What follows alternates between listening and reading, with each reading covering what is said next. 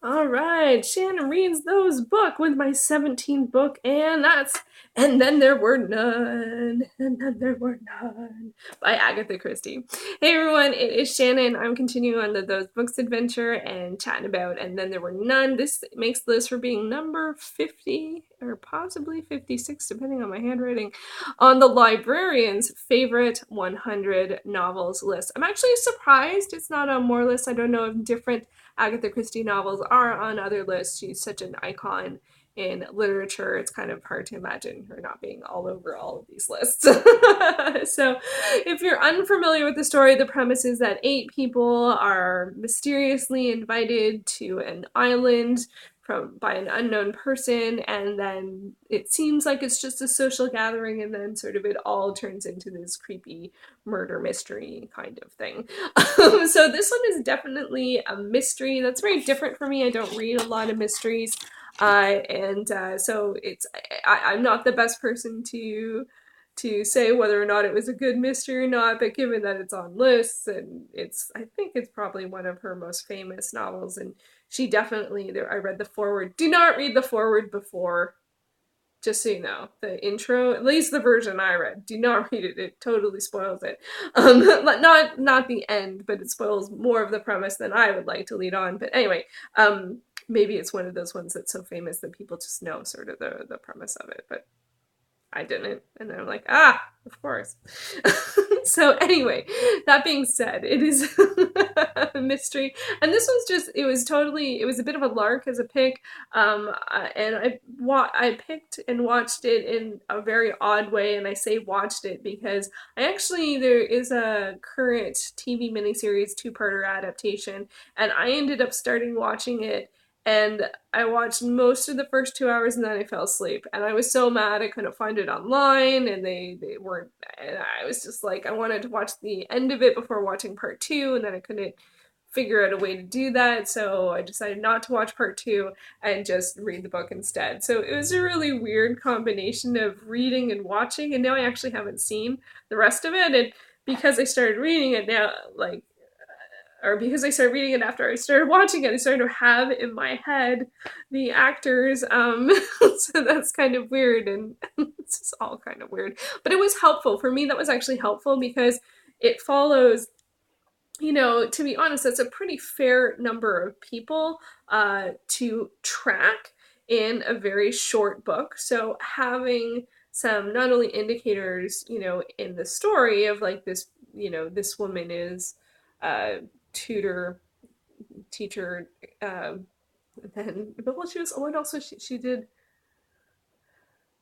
governess, and then she was a secretary. So she was one person, was a lot of different things. But to sort of be like, okay, she's this woman, she's that woman, he's that guy. It was actually very helpful to me because this is not a genre I'm that comfortable or familiar with. But so for me, I found it helpful. Although I do still really want to watch the second part. Actually, all of it, the whole thing. So yeah, how I came into and I got it from the library really quickly. I thought once I saw that it was going to be adapted, I was like, oh my gosh, it's going to take forever. But it ended up coming in really quickly. And then when I started reading it, I read it like pretty much in one day. So that's really, really crazy.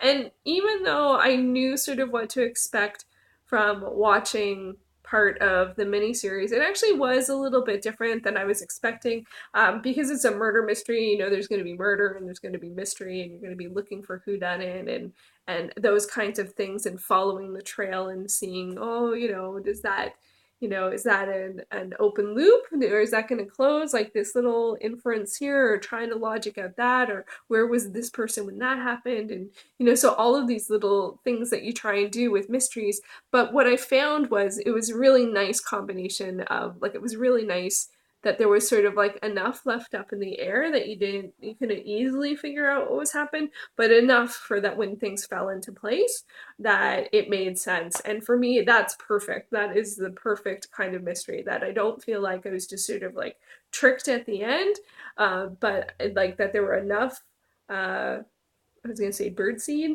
There's enough birdseed for me to be a bird and hop along. That's not it. Breadcrumbs, breadcrumbs, there we go.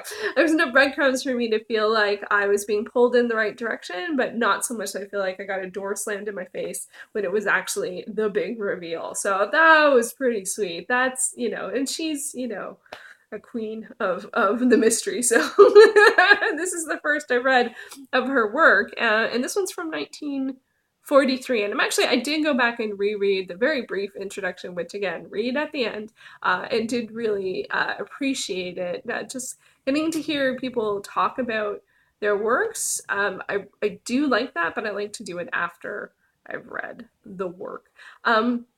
So yeah, so it was a little different than I was expecting, even though I did have an idea of the premise going in. But there were two things that stood out for me about this novel that just were wonderful. One of which is it's very succinct.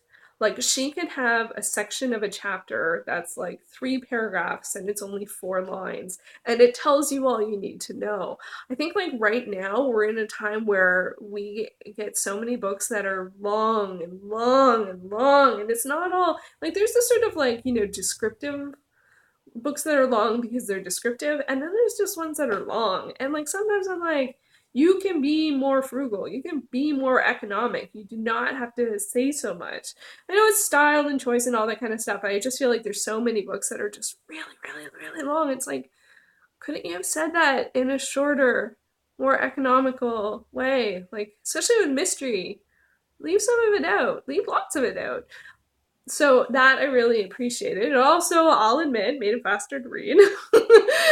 um, but it was nice. It was nice to see succinctness. I appreciate that. I'm not great for that. I can ramble on, and even when I write, forever. So I'm not great at succinctness, so I appreciate it when I see it.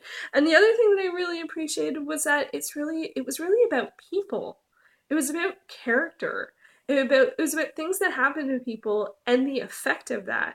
It didn't get wound up in the grossness and the grotesqueness of murder. Murder was definitely part of this one, no doubt, but it wasn't, it was about people.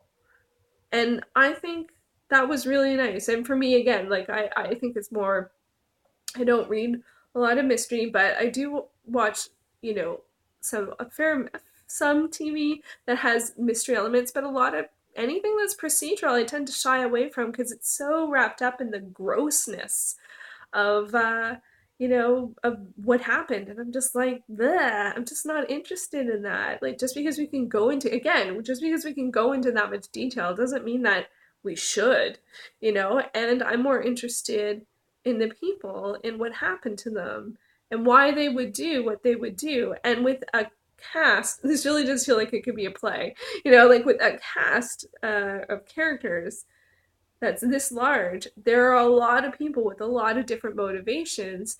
And so that made it very interesting and very intriguing. So now I'm again being like, oh, I want to see the second part of the miniseries. It also has some really good actors. Charles Dance was in it, Aidan Turner from Being Human, and I was just like, oh, I want to see it. So anyway, there we go. And then there were none. It is known by some other titles. The original title is like, what? But I don't know. It's referring to something specific. So I guess it was one of those things that also at the time, and because it's what it's referring to, maybe it's given a pass, but I'm glad it was renamed, and then there were none. And then there were none. And then I don't know what I'm going to read next. This was my 17th book as a part of the Those Books challenge. I went through a bit of a dry spell last year doing the book to film challenge. It sort of tailored some of my choices, and then I had some that I didn't really enjoy, but this last bunch I've really enjoyed them, even though some of them were really long or kind of hard and kind of dry and all that kind of stuff. Not this one. This was short and sweet and just like, wow, perfection. I actually would say it's pretty much perfection.